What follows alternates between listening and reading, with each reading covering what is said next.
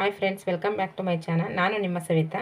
ಇವತ್ತು ಗಿಣ್ಣಾಲು ಉಪಯೋಗಿಸ್ಕೊಂಡು ಹಬೆ ಇಡ್ಲಿ ಮಾಡೋದು ಹೇಗೆ ಎಂದು ಮಾಡೋಣ ಬನ್ನಿ ಈ ವಿಡಿಯೋದಲ್ಲಿ. ಅದಕ್ಕೆ ಬೇಕಾಗಿರೋದು ಒಂದು ಸ್ವಲ್ಪ ಅಷ್ಟು ಕೊಬ್ಬರಿ ತೊಗೊಂಡಿದ್ದೀನಿ, 1 ಕಪ್ ಅಷ್ಟು ಬೆಲ್ಲ ತೊಗೊಂಡಿದ್ದೀನಿ, ಒಂದು ಅರ್ಧ ಲೀಟ್ರಷ್ಟು ಗಿಣ್ಣಾಲು ತೊಗೊಂಡಿದ್ದೀನಿ. ಇದು ಮೊದಲನೇ ದಿವಸದ ಹಾಲು, ಅದರಲ್ಲೇ ಮಾಡಬೇಕು ಇದು ಇಡ್ಲಿನ. ಈಗ ಫಸ್ಟು ಕೊಬ್ಬರಿ ಹಾಕ್ತಾಯಿದ್ದೀನಿ, ಬೆಲ್ಲ ಸೇರಿಸ್ತಾಯಿದ್ದೀನಿ.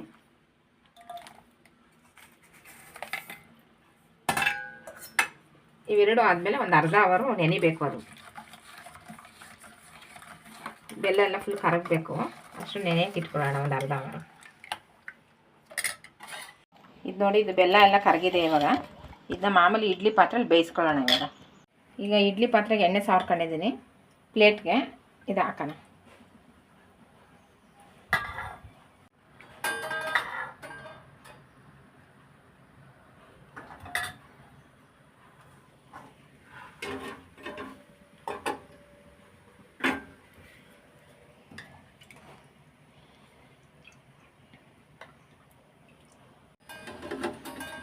ಇದು ಇವಾಗ ಒಂದು 1/4 ಗಂಟೆ ಬೇಯಲಿ.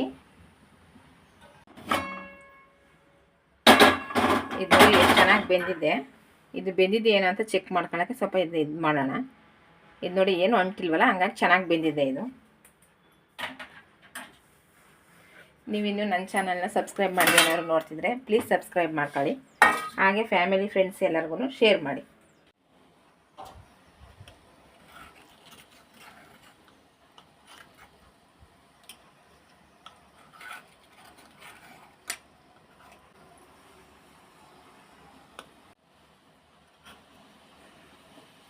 ಇಲ್ಲಿ ನೋಡಿ, ಎಲ್ಲ ಎಷ್ಟು ಚೆನ್ನಾಗಾಗಿದೆ.